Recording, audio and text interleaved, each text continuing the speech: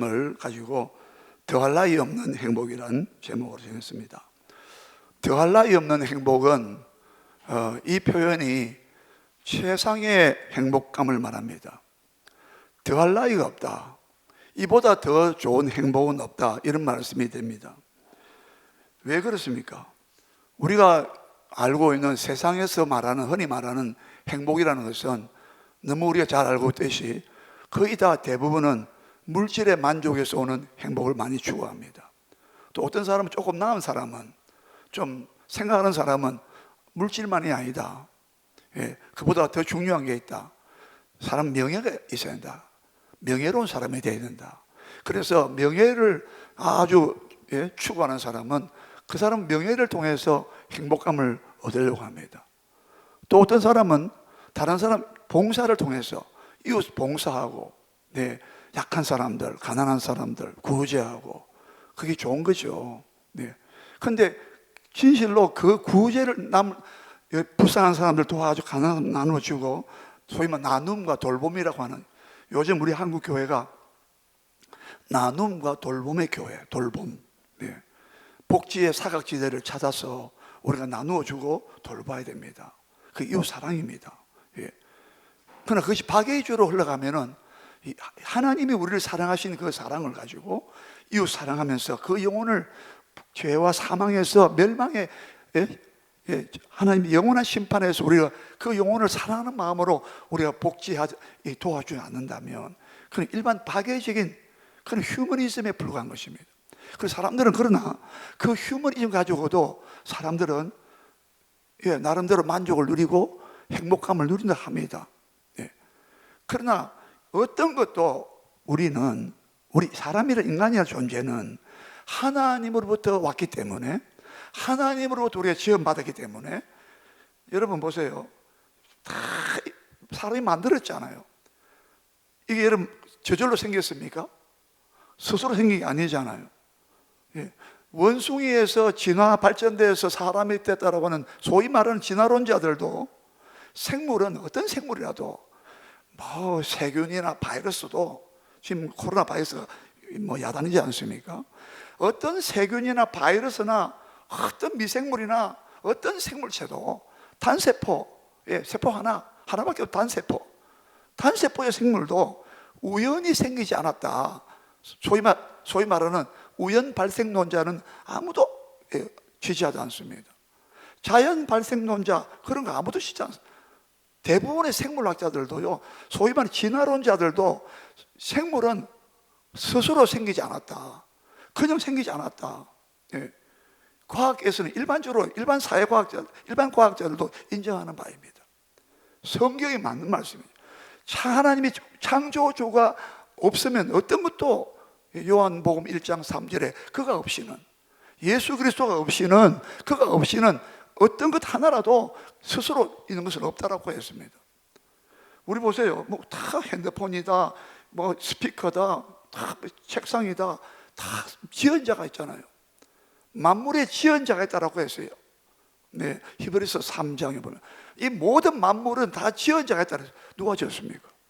하나님께서 지었지 않습니까? 그 증거가 뭐냐고요? 이 모든 만물의 이 만물이 참 질서정연하게 별들이 운행하고, 참 무질서가 아닙니다. 참 그 질서를 누가 줬겠습니까? 그 수천여 개 별들이 충돌하지 않고 자기 궤도를 이탈하지 않고 돌고 있다는 그 하나만 봐도 이 우주 만물에 누가 그런 법칙을 넣어놨냐면, 여러분, 법칙이 그냥 생깁니까? 모든, 여러분, 우리 인간 사회도 보세요. 조직에도 보면은, 조직 사회 보면 참 룰이 있고 위계 질서가 다 있잖아요. 저는 놀랬습니다. 그렇게 약관에 조그마한 거 통장 만드는데도 그렇게 서류가 복잡하고 여러분, 보험 보세요. 보험 여러분 그 규정이요, 복잡합니다. 그냥 되는 게 없어요. 이것은 모든 것이 하나님으로부터 우리가 왔기 때문에 우리가 부인할 수가 없다, 이 말입니다. 자, 오늘 본문에서, 그래서 더할 나위 없는 행복이 어디서 오느냐면, 우리는 하나님으로부터 우리 행복을 찾고 하나님을 만나야 되고 하나님을 안 만나면 행복을 누릴 수 없다는 겁니다. 오늘 그 본문에서 3절을 이렇게 말했습니다. 3절을 다시 한번 보십시다. 3절을 우리 다시 한번 읽겠습니다. 시작. 그는 즉 복 있는 사람은, 행복한 사람은 시냇가에 심은 나무가 철을 따라 열매를 맺으며 그 잎사귀가 마르지 아니함 같으니 그가 하는 모든 일이 다 형통하리로다 그랬습니다. 지난 시간에 제가 4절을 가지고 악인들은, 악한 자들, 악인의 것은 윤리 도덕적으로 악한 자가 아니고 그것도 포함됩니다. 살인한 자들, 도둑질한 자들, 가늠한 자들 다 악인들이죠. 근데 성경에만 악인을 뭐라 했습니까? 하나님을 없다는 사람들, 하나님의 은혜를 통하여 살면서도 하나님을 부인하는 사람들, 그게 악인이에요. 자기 능력으로, 자기 힘으로 사는 사람들, 그게 하나님으로 생명의 근원이고 모든 에너지의 힘의 근원이고 하나님으로 말미암지 않고 인정하지 않는 그 사람이 악한 자라고 그랬어요. 자기 능력을 의지하는 사람들, 자기 어떤 재물을 의지하는 자, 성경이 다 악한 자라고 그랬어요. 하나님을 두려워하지 않고 경외하지 않는 자들을 악한 자로 규정했습니다. 여러분, 성경은 그리 악한 자예요. 악하다 그러죠. 자, 보세요. 악한 자들은 4절 그렇지 아니하며 오직 바람이 나는 겨와 같도다. 지난 시간에 악한 자들이, 하나님이 없는 세상 사람들이 최고의 불행한 상태를 인간의 불행한 상태를 말해요. 바람이 나는 겨와 같다 그랬잖아요. 겨는 알맹이 실체가 없어요. 텅텅 비었다 이 말이에요. 여러분, 그게 악한 자입니다. 악한 자는 하나님을 아는 지식이 없어요. 하나님을 아는 믿음이 없어요. 예수 그리스도를 아는 구원의 진리를 아무것도 없어요. 하나님의 영광이 무엇이고 하나님의 뜻이 무엇이고 어떻게 살아야 되는가, 믿음에 대한 것, 죄를 회개하는 것, 천국 가는 길, 지옥 가는 길, 아무것도 없다 이 말이에요. 텅텅 비었다. 그게 바람이 나는 겨라고 말했고, 그리고는 또 삶의 원칙과 방향이 없다 그랬어요. 바람에 달리는 겨 보세요. 방향이 있습니까? 그냥 제멋대로 살잖아요. 제 방식대로. 여러분, 세상 사람은 참 그래서 예수님께서 우리 시편에 이사야서 53장 6절에 우리 암송하는 거 아닙니까? 우리는 다 양 같았어. 한번 따라합시다. 우리는 다 양 같았어. 각기 제 길로 갔거늘 여호와께서는 우리 모든 무리의 죄악을 그에게 담당시키다 했지 않습니까? 우리는 다 각기 제 길, 양 같아서 그릇 행하여 각기 제 길로 갔다. 자기 마음대로 갔다는 거예요. My way, 자기 길을 추구했다는 거예요. 자기 길을. 자기가 이렇게 살면 행복한 길이라고 생각하면서 처음부터 자기 길로 갔다는 거예요. 그런데 하나님은 아니라는 거예요. 예수님 오셔서 내가 곧 그 길이요, 내가 곧 그 진리요, 내가 곧 그 생명이라고 요한복음 14장 6절에서 내가 길이요 진리요 생명이니 나로 말미암지 않고는 아버지께로 올 자가 없다라고 단언하셨단 말입니다.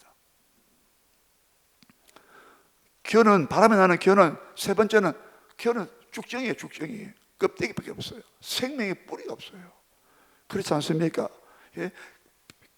벼에다가 달려있을 때는 괜찮지만 만약에 그게 겨가 돼버리면 알맹이가 빠져나가고 나달이 곡식알이 빠져나가고 겨만 남았어요. 아무 생명이 없다는 거예요.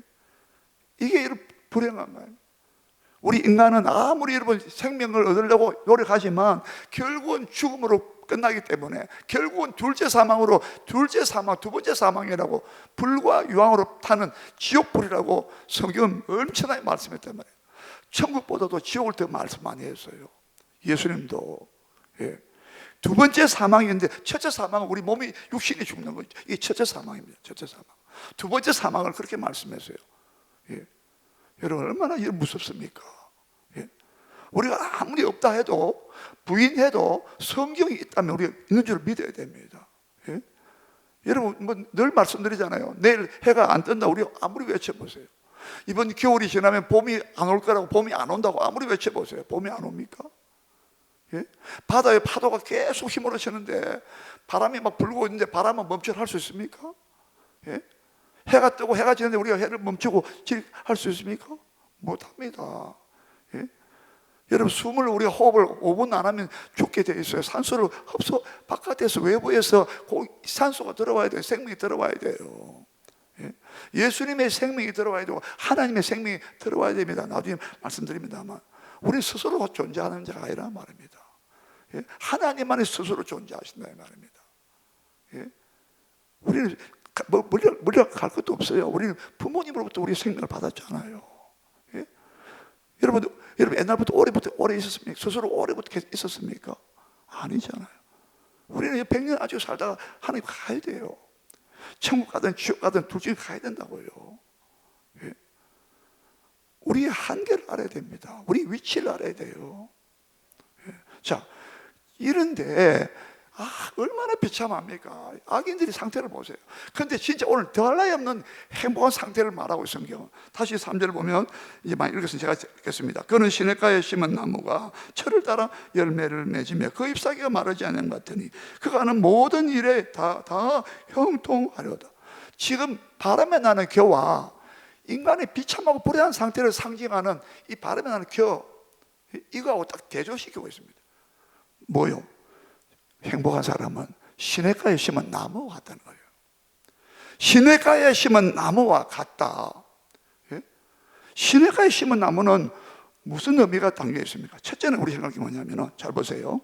여기 시냇가에 심은 나무라는 것은 하나님께서 그 시냇가에다가, 강가에다가, 물이 흐르는, 생명수강이 흐르는 강가에다가, 거기다가 하나님이 심었다 뜻입니다. 저와 여러분이 언제 여러분 나무를 가지고, 예? 강가에다 나무 심어 본 적이 있습니까? 물론 우리 산불 나서는 우리 가서 나면은 우리 산에다 나무를 심지요. 식목일에 나무를 심었지 않습니까? 그거 말고 일반적으로 나무를 보면 그 나무는 우리가 심은 게 아닙니다. 창조주 하나님이 거기다 심어놓은 거예요. 맞습니까? 예, 하나님이 심으신 거예요. 네. 여기서 하나님이 심었다는 이 말이 뭐냐면은 우리는 능동태가 아니라 수동태라는 뜻입니다. 이런 말이 있어요. 어떤 목사님이 책을 썼는데 인생은 수동태다. 수동태. 능동태, 수동태가 있잖아요. 능동태는 뭡니까? 내가 능동적으로 행하는 것이죠. 수동태는 뭡니까? 내가 행동을 내가 당하는 것입니다. 피동이에요, 피동. 내가 어떤 다른 제3자로부터 다른 사람으로부터 내가 어떤 행동을 내가 받는 거예요. 표현하자면. 예? 잘 보세요. 왜 어떤 사람이 더할 나위 없는 행복한 상태에 있느냐면 하나님께서 있으라고 한 그 지정한 장소, 그 위치에 거기에 있는 것을 말합니다. 여기 시냇가에 심은 나무는 하나님 창조주가 갖다 심어 놓은 겁니다. 또 어떤 사람으로 말하자면 어떤 사람이 나무를 가지고 묘목을 가지고 강가에다가 심었습니다. 그러면 그 나무를 볼 때는 자기가 피동 상태죠. 수동당한 거예요. 여러분, 나무가 스스로 걸어서 자기가 선택해가지고 저 강가가 좋다, 저 강물이 좋다, 이 강가가 좋아 하면서 막 나무가 걸어가지고 자기가 자기 의지로 자기 결정을 해서, 예? 자기가 취사 선택해가지고 장소 정해가지고 위치 선정해가지고 가는 거 봤습니까? 자, 보세요. 우리는 능동적으로 하나님 우리에게 지성과 감성과 의지, 즉 인격을 주셨습니다. 자유로운 의지를 줬습니다. 그러나 잘 보세요. 이것이 나중에 죄로 말미암아 부패하고 타락되기 때문에 인간의 의지와 결정은 전부 다 하나님을 향한 게 아니고 전부 다 자기의 유익과 자기의 생각과 자기 뜻대로 살아가는, 한마디로 말해서 죄락과는 죄의 의지가 되었다라고 성경은 말하는 겁니다. 그걸 뭐라고 그럽니까? 죄의 종이라고 말했습니다. 뭘 하긴 하는데, 뭘 행동하는데, 어떤 방식으로 살아가는데 그 모든 결정이, 그 의지의 작용이, 인격의 작용이 전부 다 죄라고 하는 죄의 종로로 타고 있다는 말입니다. 예? 무슨 말 아닙니까? 예? 우리 인격이 그만 부패됐다는 거, 우리 마음과 인격이 부패됐다는 걸 말합니다. 그래서 우리 인격과 이 자유로운 이 자유가, 인격의 참 자유가 우리가 살아나려면 나중에 성령으로 거듭나고 하나님의 은혜가 임하야만이 진짜 본래 하나님께서 우리를 창조하셨던 그 인격적인 결정과 자유가, 자유의지가 되살아난다 이 말입니다. 지금 이 말을 왜 하냐면은 우리가 하나님께서 우리에게 더할 나위 없는 행복을 주시려면은 이 나무가 사람에 의해서, 하나님에 의해서 어느 지정에 딱 심겨지듯이 그 자리를 벗어나면 안 된다 이 말입니다. 자, 창세기 2장 8절과 15절에 보면 최초의 인류의 조상이 되는 아담과 하와를, 첫째 사람 아담을 하나님은 아무데나 방치하지 않았습니다. 아무데나 네 마음대로 가서 살아라 하지 않았습니다. 하나님께서 동방에다가 에덴을 창설하셨다, 창설했다라고 했습니다. 에덴 동산을 만드시고 거기에다가 사람을 갖다 두었다라고 했습니다. 사람을 인도하여 이끌어서 거기에 두셨다고 두 번이나 말했습니다. 여기 뒀다는 말이 그 뜻이에요. 자, 제가 컵을 여기 있는 것을 제가 여기다 갖다 놨습니다. 예, 내가 물 마시기 편하기 위해서. 이게 바로 두었다는 의미입니다. 어떤 의미와 목적을 가지고 아무렇게나 한 것이 아니라 하나님께서 왜 사람을 아무렇게나 살라고 하지 않고 에덴을 만들고 동산을 만들고 그 동산에서, 이 동산이라면 아늑함을 상징합니다. 하나님 우리에게 아늑한 삶을 주셨어요. 환경도 그렇게. 예, 막 절벽이나 막 거친 그런 게 아니라 동산이라고 하면 우리 늘 우리가 아름답지 않습니까? 아늑하고 품이잖아요. 네. 하나님 우리에게 그렇게 처음에 배려해 주시고 의도하신 것은 우리에게 배려하신 것은 따뜻함이고 안락함이었습니다. 예.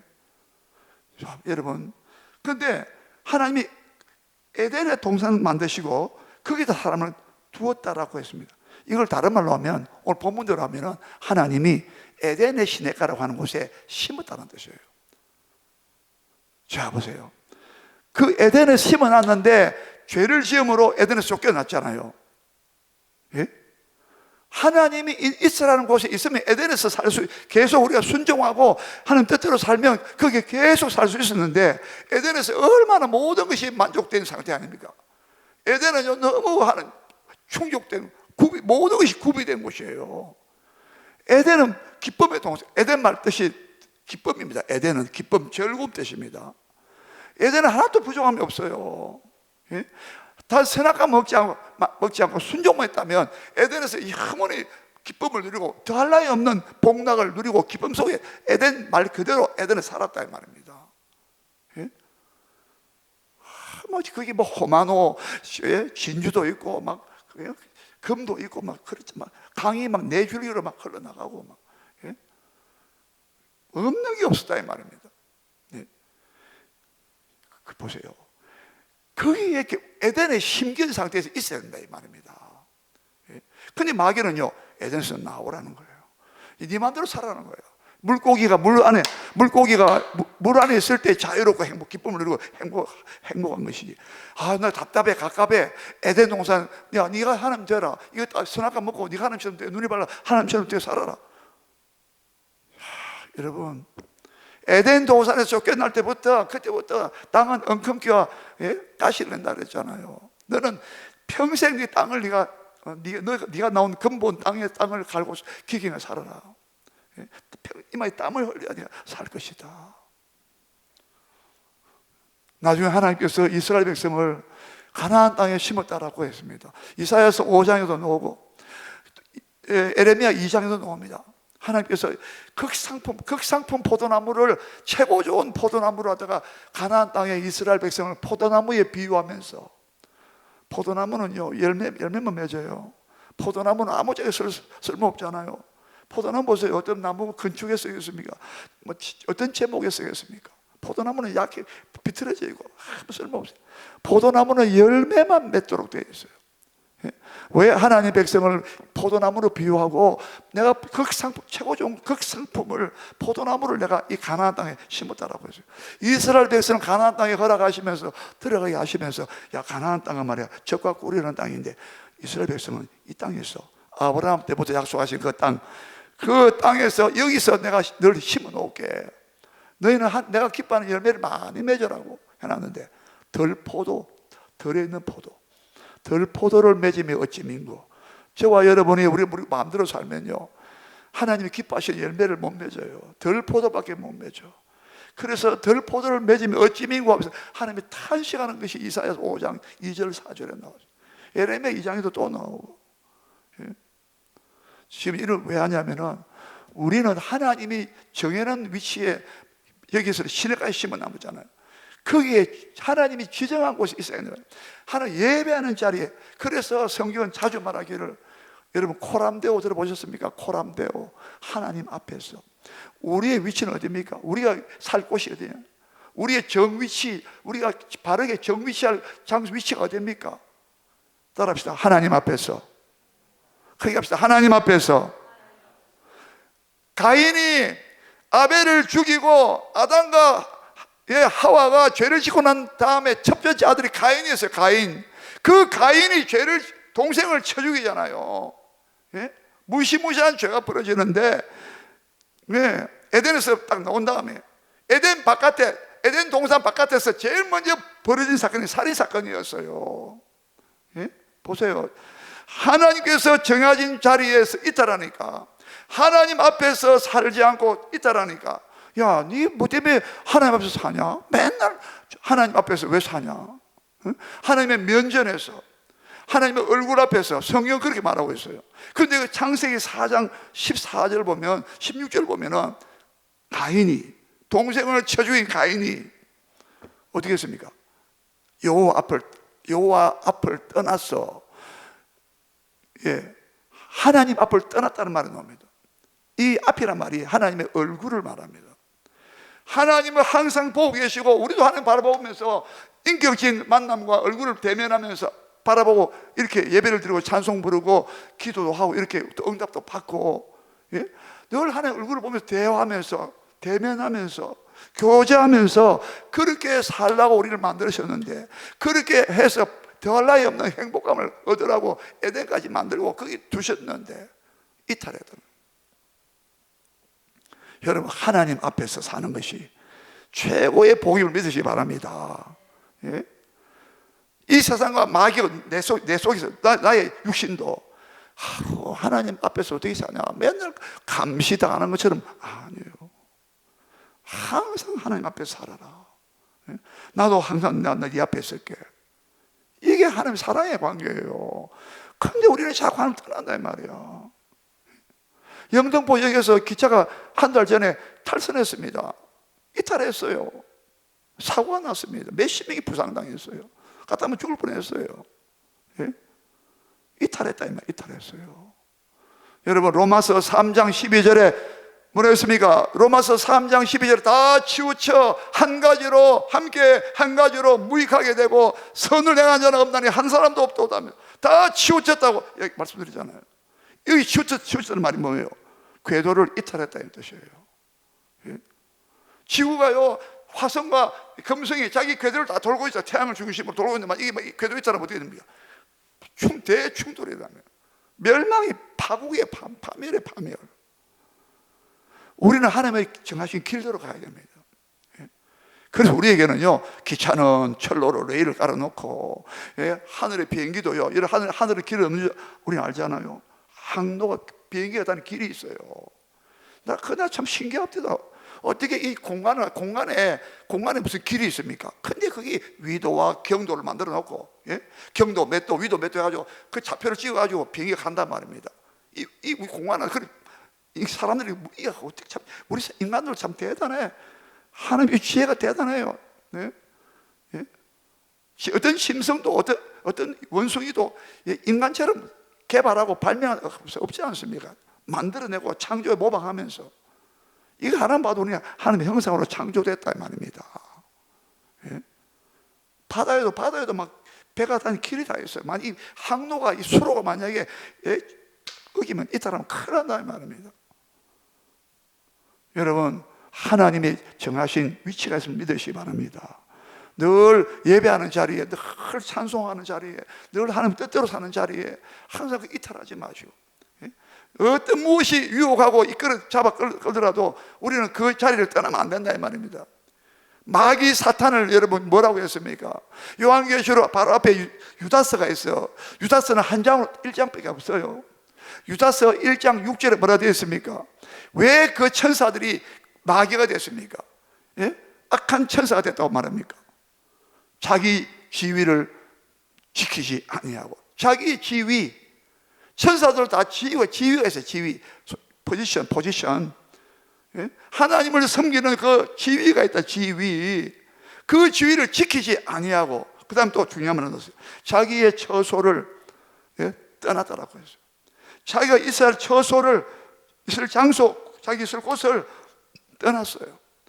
그 떠난 천사들을 하나님께서는 영원한 결박으로 큰 날에 심판날까지 가두어가지고 흑암에 가두었다라고 했어요. 그게 귀신이에요. 원래 마귀와 귀신들은, 악한 영들은 그들은 원래 선한 천사였습니다. 근데 자기의 있을 지위를 떠났다고 했어요. 자기 처소를 떠나고 자기 지위를 지키지 않았다고 했어요. 무슨 말입니까? 하나님을 섬기는 자리에 있지 않았다 이 말입니다. 이탈했다 이 말이에요. 예. 저와 여러분은요, 우리는 항상 하나님이 있으라고 하는 곳에, 여러분 특별히 하나님께 감사와 찬양을 영광 돌리는 그 자리에, 늘 말씀 앞에서 항상 하나님이 인도하시는 자리에 항상 여러분 사시기를 주의 이름으로 축원합니다. 두 번째는 뭐냐면, 시냇가에 심은 나무, 이 뜻이 뭐냐? 여러분, 시냇가는 뭘 상징하겠습니까? 나무가 영양분을, 수분을 빨아들이고 영양분을 빨아들이려면 물이 있어야 되잖아요. 시냇가에 심은 나무는 생명의 근원 되시고 원천이 되시는 하나님의 뿌리를 둬야 된다. 하나님에게 뿌리를 박아야 된다는 거예요. 예수님이 생명의 원천이고 모든 생명을 주시는 분이, 하나님은 바로 다이렉트로 직접 우리에게 생명을 주지 않고, 처음에는 그래 줬지만 인간이 범죄 타락한 이후에는 하나님 우리에게 바로 직접 생명을 안 주십니다. 반드시 예수 그리스도를 통해서 우리에게 생명을 주십니다. 여기에 복음이 들어있습니다. 복음이. 지금 시냇가에 심은 나무라고 했잖아요. 이것은 생명의 원천 되시는 예수 그리스도에게 우리가 심어져야 됨을 말합니다. 예수님 말씀하셨어요. 나는 포도나무요, 너희는 가지라고 했어요. 내가 저 안에 있으면 많은 열매를 맺나니 나를 떠나서는 너희가 아무것도 할 수 없다고 요한복음 15장 5절에서 말씀하십니다. 우리는 예수님 안에서 접붙임 받아야 돼요. 보세요. 우리는 다 가지예요, 가지. 우리는 가지에다 비유했어요. 예수님은 생명의 원천이 되는 포도나무 자체가 되십니다. 예수님은 포도나무예요, 포도나무. 가지는 포도나무에 딱 붙어 있어야 되잖아요. 가지가 막 부러지거나 태풍이 쓰러져가지고 막 가지가 부러지면 그 가지는 서서히 말라 결국 생명이 완전히 죽습니다. 여러분, 생명의 원천은 죄를 짓고 범죄한 우리에게 하나님께서 자기 아들을 보내셨습니다. 십자가에서 우리 죄를 담당하시고, 그리고 부활하심으로 말미암아 그분이 생명의 근원임을 우리에게 증거로 보여주셨어요. 여러분, 예수님께서 저와 여러분이 정말 행복하게 살려면 생명력이 풍성해야 될 거 아닙니까? 생명력이 자꾸 없어지고 고갈되고 피폐해지고 질병에 걸리고 고통 속에 살고 하면 생명이 자꾸 없어진단 말입니다. 육신의 생명도 그렇지 않아요. 그러나 진짜 이 시냇가에 심은 나무라는 것은 생명이 풍성하신 분, 우리 예수님이 얼마나 생명이 풍성하신 분입니까? 요한복음 한번 보세요. 요한복음 보더라도 죽은 나사로를 살려내셨습니다. 나사로야 나오너라. 마르다가 막 지금 죽은 지 나흘이 돼가지고 지금 썩은 냄새 나는데 뭐 돌을 뭐 굴러내란 말입니까? 유대인들의 무덤은 돌을 가지고 막아놨어요. 땅을 굴을 파가지고 입구에다 돌을 막아놨거든요. 근데 예수님 뭐라 했습니까? 나사로의 무덤에 오셔서 이 무덤에 돌을 굴러라. 마르다가 지금 죽은 지가 나흘 됐는데 썩은 냄새가 나는데 뭐 어떻게 돌을 굴러가랍니까?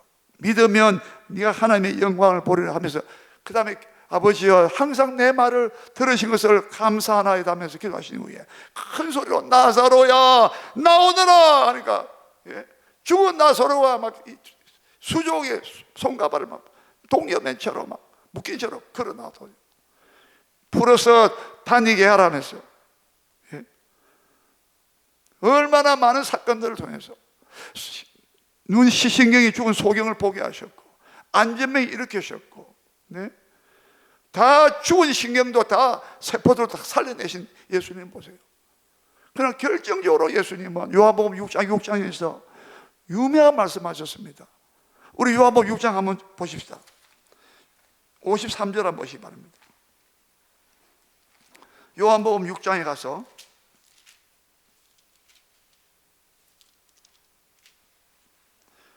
53절입니다.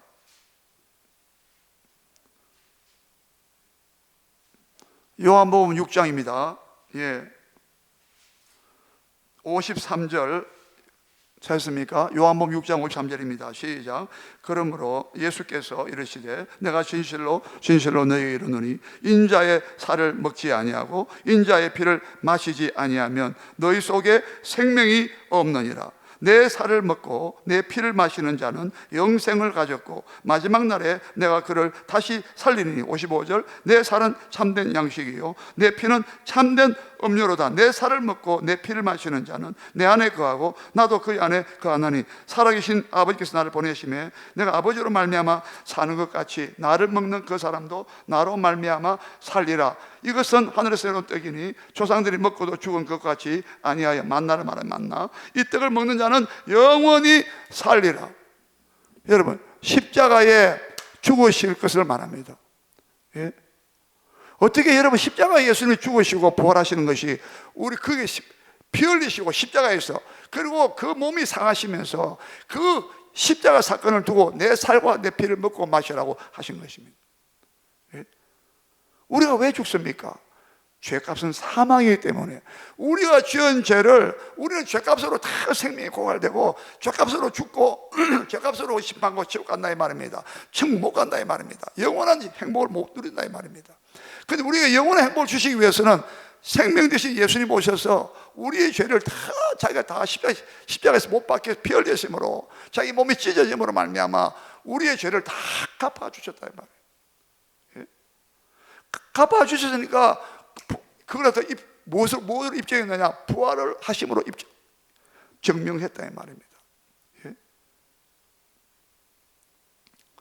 여러분, 이 예수님이 믿는 자에게, 그 예수님을 바라보고 죄를 회개하고 믿는 자는 우리 안에 예수님의 생명이 우리 안에 들어온다 이 말입니다. 예. 여러분, 예수님의 생명이 들어오셨습니까? 예. 여러분, 예수의 살과 피를 먹고 마셨습니까? 우리가 주의 성찬을 하는 것도 다 그런 의미잖아요. 예. 예수님만이 생명이 무한하신 분이고 생명이 풍성하신 분입니다. 그러므로 예수님 이름으로 이렇게 기도하시기 바랍니다. 여러분, 예수님 이름으로 간구하시기 바랍니다. 예? 예수님 이름으로 우리가 약한 모든 질병도 예수님 이름으로 기도하면 하나님이 역사하시면 낫는다 이 말입니다. 생명이 들어온다 이 말이에요. 예? 여러분 안에, 저희 안에 하나님의 생명이, 예수 그리스도 안에 있는 생명이 우리 안에 성령께서 우리 안에 집어넣어 주신다 이 말입니다. 여러분, 죄를 회개하는 자에게, 죄를 회개하고 예수를 믿는 자에게 이 생명이 우리 안에 들어오도록 그렇게 하나님께서 정하셨습니다. 예. 우리는 회개하는 것이, 죄를 회개하는 것이 참된 행복이고, 예수 그리스도를 믿는 것이 참된 행복이 왜 행복이냐면 그 예수님의 그 생명이, 그 무한한 생명이 우리 안에 들어오기 때문입니다. 물과 성령으로 우리가 거듭나지 아니하면, 하나님의 자녀로 거듭나지 않으면, 예수님을 영접한 사람들은, 믿고 죄를 회개하고 예수 믿은 사람은 하나님의 자녀로 다시 태어난다 이 말입니다. 이게 거듭남이고 중생 아닙니까? 이 사람은 제일 행복한 사람이에요. 왜? 생명이 내 안에 마치 시냇가에 심은 나무처럼 시절을 쫓아 열매를 맺고 그 잎사귀가 마르지 않은 것. 그 안은 모든 일이 다 형통해 있다는 거예요. 얼마나 여러분 하나님께서 우리에게 놀라운 일을 하시는가 보세요. 다시 정리합니다. 시냇가에 심겨, 여러분 예수 그리스도 안에 심겨져야 됩니다. 꼭 기억하세요. 여러분 주소가 됩니까? 나는 예수님 안에 이렇게 심겨져 있습니까? 예? 생명이 풍성하신 예수님 말씀하셨어요. 내가 온 것은 양으로 하여금 생명을 얻게 하고 더 풍성히 얻게 하려 합니다. 우리는 다 양인데 예수님은 양으로 하여금 생명을 얻게 하되 더 풍성히 얻게 하려. 예수님은 생명이 넘쳐나는 분이란 말이에요. 예수님 만났던 사람마다 전부 다 생명을 다 얻었어요. 육신의 생명도 얻었고 영적인 생명, 특별히 하나님의 생명을 얻었다 이 말입니다. 한번 따라하십시다. 하나님의 생명은 예수 안에 주셨다. 예, 하나님의 생명을, 자기 속에 있는 생명을 예수님 안에 다 주셨어요. 그 생명을 우리에게 주시기 위하여 예수님은 십자가에서 죽으시고 다시 부활하셔가지고 그가 모든 죽음을 완전히 없애버린 부활의 새 생명으로 우리에게 넘치게 부어줬다. 그러므로 저와 여러분 어쩌든지 나는 길이요 진리요 생명이라고 말하시고, 요한복음 여러분 6장 방금 읽었잖아요. 6장 48절과 6장 35절에 두 번이나 나는 생명의 떡이로다, 내가 곧 생명의 떡이로다. 그러면서 48절에 가서 쭉 내려보면 나는 하늘에서 내려온 살아있는 떡이다, 나는 하늘에서 내려온 살아있는 떡이다. 사람이 이 떡을 먹으면 영생하리라, 죽음을 맛보지 아니하리라. 여러분, 예수님을 떠나면요 우리는 생명 없습니다. 어쩌든 여러분 예수님 안에 항상 있기를 바랍니다. 할렐루야. 그래서 항상 신약성경에는 사도 바울도 엄청 이제 내가 사는 것은, 갈라디아서 2장 10절에 놀라운 고백했잖아요. 내가 그리스도와 함께 십자가에 못 박혔나니, 내가 그리스도와 함께 십자가에 못 박혔다. 나는 이제는 옛 사람은 내가 죄 가운데 있는 나의 모든 나의 본성, 그 모든 걸 다 십자가에 못 박혔다. 이제는 내가 사는 것이 아니요 오직 내 안에 그리스도께서 사신 것이라. 한번 따라합시다. 오직 내 안에 그리스도께서 사신 것이라. 내가 육체 가운데 사는 것은, 이제 내가 육체 가운데 사는 것은 나를 위하여 자기 몸을 버리신, 자기 자신을 버리신 하나님의 아들을 믿는 믿음 안에서 사는 것이라. 여러분 생명 되신 예수님 안에 살아야 그 생명이 여러분 속에 충만하게 흘러넘칠 것입니다. 그런 은혜가 있기를 축복합니다. 예수님 축복합니다. 우리 다 같이 우리 기도하겠습니다. 하나님 아버지